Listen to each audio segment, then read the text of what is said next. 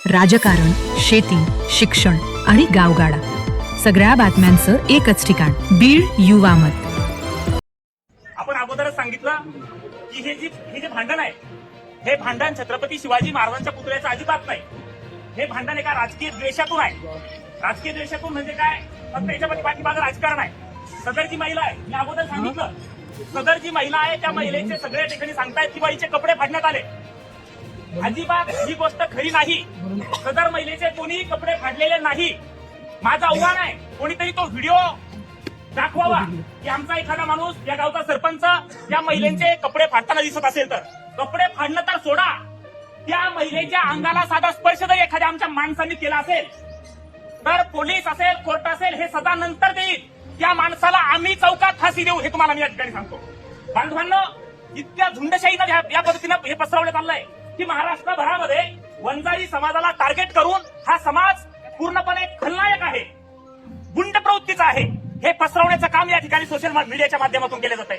हजारो तरुण परगावातून त्या चिखला या गावात येत आहेत, तिथे येऊन धुडगूस घालतायत. त्या गावामध्ये आता माणसं नाहीये, सगळी माणसं अटक आहे. आणि तिथल्या ज्या महिला आहेत त्या महिलांसोबत गैरवर्तन त्या ठिकाणी करतायत. पोलीस प्रशासन त्या ठिकाणी आहे, परंतु ते फक्त बघ्याची भूमिका घेत आहे, कुठली ठोस कारवाई करत नाही. आणि सगळा समाज त्या ठिकाणी दहशतीखाली आहे, संपूर्ण गाव दहशतीखाली आहे. माझी विनंती आहे पोलीस प्रशासनाला या गोष्टी तात्काळ थांबल्या पाहिजेत. बाहेरून येणारे जे काही टोळके आहेत त्यांना त्या गावच्या शिवावर किंवा अगदी वेशीवर थांबवलं गेलं पाहिजे. त्यांना गावात प्रवेश देऊ नये, गावात शांतता राहिली पाहिजे, असा आमचा प्रामाणिक प्रयत्न आहे. सगळ्या लोकांना उद्या विनंती आहे की उद्या दिल्लीला संतोष भाऊ रणमाळे यांच्या शेतामध्ये सत्य बाजू काय आहे, महाराष्ट्राला ही जी काकड चिखल्याची जी घटना घडली आहे त्याचं सत्य काय आहे हे सांगण्यासाठी उद्या 10 ते 15,000 लोकांचा समुदाय या ठिकाणी जमणार आहे. मी तमाम समाजाला आवाहन करतो, त्यामध्ये मराठा आहे, वंजारी, माळी, धनगर, साळी, कोळी, तेली, सामोळी, सगळ्यांना 18 पगड जातीतल्या लोकांना एकत्र या ठिकाणी निमंत्रण देतो. तुम्ही या, सत्याच्या बाजूने, आणि जे सत्याच्या बाजूने आहेत त्यांना विशेष आमंत्रण आहे, तुम्ही या आणि या ठिकाणी सत्य काय आहे हे एकदा बघा. की खरोखर सदर महिलेला जी मारहाण झाली आहे ती आमच्या पुरुषांनी केली आहे का, सरपंचांनी केली आहे का, गावकऱ्यांनी केली आहे का? सदर महिलेचे जे कपडे फाडलेले आहेत ते कोणी फाडलेले आहेत हे एकदा त्या ठिकाणी निपक्षपातीपणानं पोलीस प्रशासनाने सुद्धा चौकशी करावी, एसआयटी लावावी.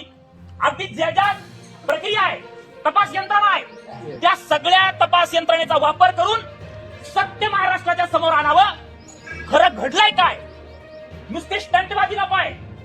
आणि म्हणून सगळ्यांना विनंती आहे की उद्या सगळ्यांनी, अगदी सगळ्या गावातल्या लोकांनी तुमच्या आमच्या अस्तित्वाची लढाई बांधवानो.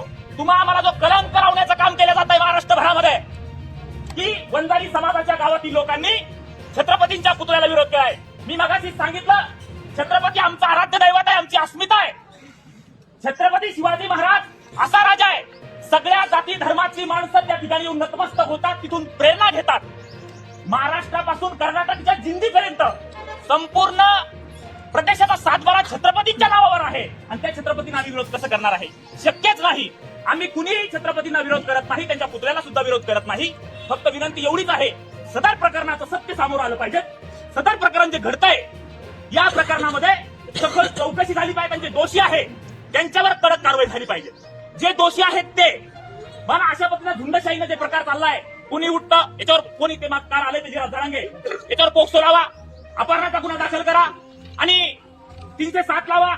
पोलीस सुद्धा हो म्हणतायत, कमाल आहे. बरं, वेगवेगळे लोकप्रतिनिधी त्या ठिकाणी येत आहेत, ते सुद्धा सत्य बघत नाही, त्या ठिकाणी येत आहेत आणि त्या ठिकाणी सरपंचावर अमुक कारवाई करा, गावावर तमुक कारवाई करा. आणि सत्य त्या ठिकाणी काय आहे हे का महाराष्ट्राला कळू द्या, आमचं आव्हान आहे. आणि उद्या सत्य आहे, जे सत्य आहे ते ऐकण्यासाठी इथले समाज बांधवाचे सगळे मंडळीचे नेते आहेत, ते उद्या तुम्हाला सगळं सत्य सांगणार आहे. म्हणून तमाम गावकऱ्यांना, आजूबाजूच्या सगळ्या परिसरातील लोकांना माझं आव्हान आहे, उद्या बिबी या ठिकाणी ठीक 11 वाजता संतोष भाऊ रणमाळे यांच्या शेतामध्ये आपण त्या ठिकाणी जमायचं आहे. सगळ्या महिलांनी सुद्धा यायचं आहे. तुमच्या नातेवाईक, तुमच्या माहेरकडील मंडळींना सुद्धा आमंत्रण करा की उद्या तुम्हाला त्या ठिकाणी यायचं आहे. महाराष्ट्राला आपली बाजू एकदा कळू द्या. खरं म्हणजे आपण बोललोच नाही, हा सगळा एकतर्फी न्याय व्हायला लागलाय. आपण आपली बाजू लोकांना कळू द्या, लोकांना सांगा की खरी घटना काय घडलेली आहे हे सांगण्यासाठी उद्या सगळ्यांनी या ठिकाणी यावं. या ठिकाणी थांबतो. जय हिंद, जय महाराष्ट्र, जय शिवराय.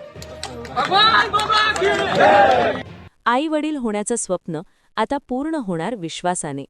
अंबाजोगाई येथील डॉक्टर गुरव यांचे ओवाजीत IVF fertility and wellness centre आणि Yogeshwari maternity home super speciality hospital. पत्ता राजा बन्सीलाल नगर, सायगाव नाका, अंबाजोगाई. संपर्क 6083 12871 किंवा 88304 36304. विश्वास, आधुनिक तंत्रज्ञान आणि अनुभवी उपचार. ओवरजीत IVF.